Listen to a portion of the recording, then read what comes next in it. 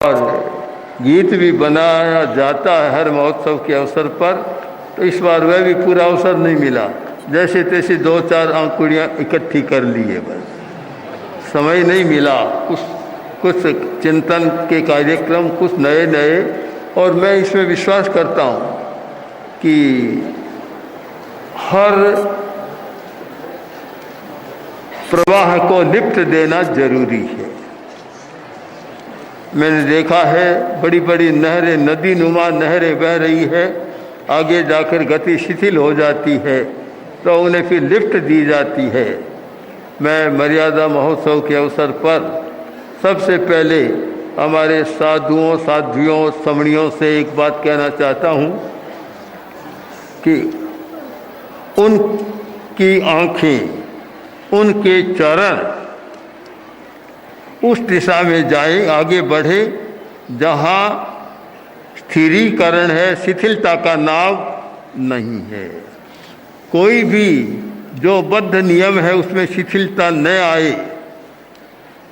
अपनी इंद्रियों का हम संयम करें, अपने मन की चंचलता को कम करें, एकाग्र बने और अपनी सकारात्मक चेतना को जागृत करें, भाव शुद्धि रहे, तो हमारी दिशा सही, हमारा गंतव्य सही और हमारी दृष्टि सही और उसकी अपेक्षा है वह होती है। तो ये सारी बातें होती है। आज्ञा, अनुशासन कहाँ स्थिर हो सकता है कि जहाँ आत्मानुशासन आ गया, जहाँ मर्यादाएं आ गई। एक समय मुनि खेतसी जी अस्वस्थ और कठिनाई थी। आचार्य भिक्षु के बाद कोई दूसरा नाम आता है भारमल जी का, तो तीसरा आता है तो खेतसी जी का। इस प्रकार के महान साधु जब स्वर्गवास की या कोई कठिनाई थी स्वास्थ्य की, तब कहने लगे, स्वामी जी रूपान जी का ध्यान रखना। साध्वी रूपान जी उनकी बहन थी कि साध्वी रूपान जी का ध्यान रखना। 1-2 बार कहा होगा। आचार्य भिक्षु बोले, कहाँ उलझ रहा है, कहाँ उलझ गया तू? रूपा जी है जहाँ है, क्या होगा? तो अब केवल अपनी आत्मा का ध्यान कर और सब बात छोड़ दे, केवल आत्मा का ध्यान कर। इससे फलित होता है कि आचार्य भिक्षु ने आत्मा को सामने रखकर जो कुछ किया, यह निष्ठा ऐसी पैदा नहीं होती। जब हमारे सामने आत्मा नहीं है तो आत्मानुशासन नहीं आएगा, अनुशासन के प्रति निष्ठा नहीं होगी। तो आत्मा को ध्यान रखकर आत्मा के साथ निष्ठा को पैदा करें तो फिर हमारी सारी गति सही होती है, ठीक होती है। तो अब एक आत्मा की निष्ठा पर हम क्या करें? कुछ गीत की पंक्तियां, फिर चतुर्मास की बात है। आओ आओ तुम आओ, यह कल्प वृक्ष की छाया, पावन परिमल से सुरभित यह हो जाएगी काया। आओ आओ तुम आओ, यह कल्प वृक्ष की छाया, पावन परिमल से सुरभित यह हो जाएगी काया। मर्यादा की मर्यादा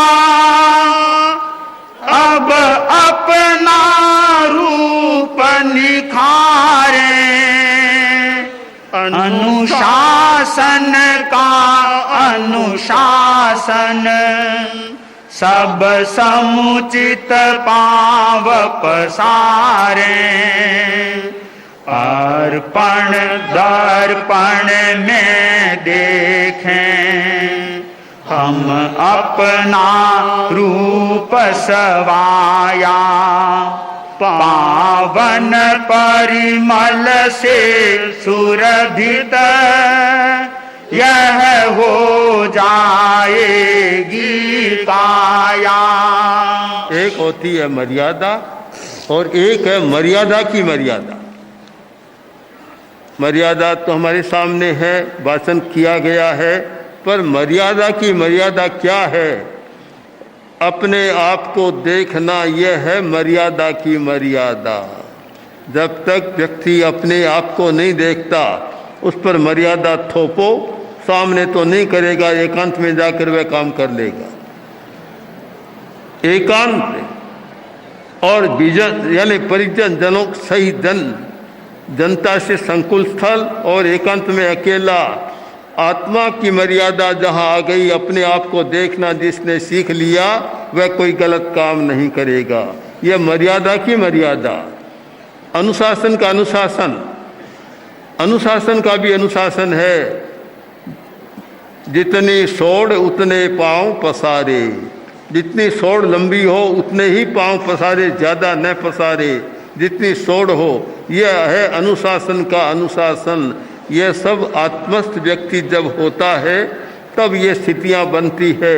इसलिए हमें मर्यादा महोत्सव के अवसर पर मर्यादा पत्र के वाचन के साथ मर्यादा पत्र को जन्म देने वाली मर्यादा को भी पाठ करना है। इस अवसर पर हमें अनुशासन पर विचार करना है, पर अनुशासन को जन्म देने वाले अनुशासन पर भी विचार करना है, और वह है अपना दर्पण हाथ में रहे, अपना अपने अर्पण दर्पण में देखे। वह दर्पण क्या है? समर्पण। हम मर्यादा के लिए समर्पित हैं, हम अनुशासन के लिए समर्पित है, तो वह अर्पण का समर्पण का दर्पण हाथ में रहे और उसमें देखते रहे कि मेरा चेहरा कैसा दिख रहा है, आत्मानुशासी चेहरा है या अनुशासन प्रधान चेहरा है या और कुछ है। उसमें देखते रहे तो हमारा सारा कार्य सिद्ध होगा। अब निष्ठा कैसी पैदा होती? निष्ठा है क्या? सम्यक दर्शन की निष्ठा, उससे हो चरित उजाला, निष्ठा से ही बन जाता है जहर अमृत का प्याला। तन्मय तदात्म भावों का यह पथ हमने अपनाया, पावन परिमल से सुरभित यह हो जाएगी काया। आओ आओ तुम आओ, यह कल्प वृक्ष की छाया, पावन परिमल से सुरभित यह हो जाएगी काया। सरिता के एक किनारे अर्पण का बिंब निहारा, क्यों मान लिया है हमने उसको सलिला की धारा।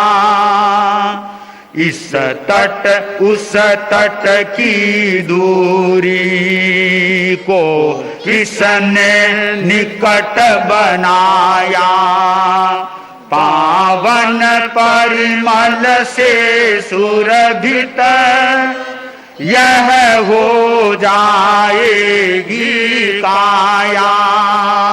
आओ आओ तुम आओ, यह कल्प वृक्ष की छाया, पावन परिमल से सुरभित यह हो जाएगी काया।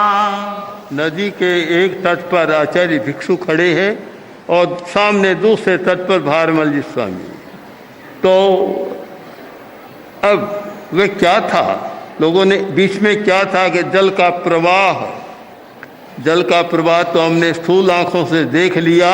अगर सूक्ष्म आंखों से देखते तो ये कहते कि ये सलीला की धारा नहीं है, ये समर्पण तादात्म्य और तदात्म की धारा है। कि जहाँ तादात्म्य है, तदात्मता है, जहाँ तादात्म्य है वहाँ एक अनुशासन की, मर्यादा की, निष्ठा की धारा बहती है। मर्यादा कोई बना सकता है, चाहे घटिया बनाए, बढ़िया नहीं बना सके पर बना सकता है, पर निष्ठा के बिना मर्यादा का पालन नहीं हो सकता। और निष्ठा पैदा कहाँ से होती है? वह तादात्म्य ध्यान और तन्मय ध्यान से निष्ठा पैदा होती है। अगर सम्यक दर्शन के प्रति हमारी निष्ठा पैदा हो जाए, तन्मय हो जाए उनसे और तादात्म्य हो जाए, तो वह कार्य संपन्न हो सकता है।